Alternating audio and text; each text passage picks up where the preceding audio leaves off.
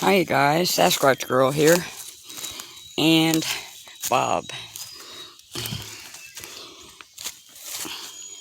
So we thought we'd do a little exploring today before it starts thunderstorming,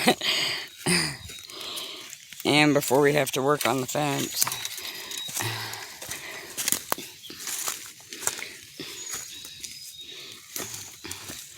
I'm hoping. We already seen one snake. He was crouching in a bush. Up in a bush. Ooh, you guys. I know, but look at that cave. Oh, look, it's going underneath that tree. I know. The root system is lifted up. And look, you guys, ain't that cool? I bet you want me to go down in there. Not right going there, to. Mom, you can walk across there and yeah, I don't. Back in there. Yeah, no.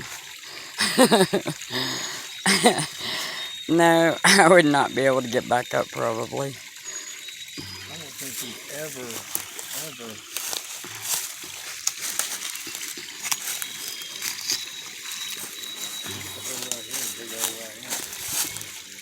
Yeah.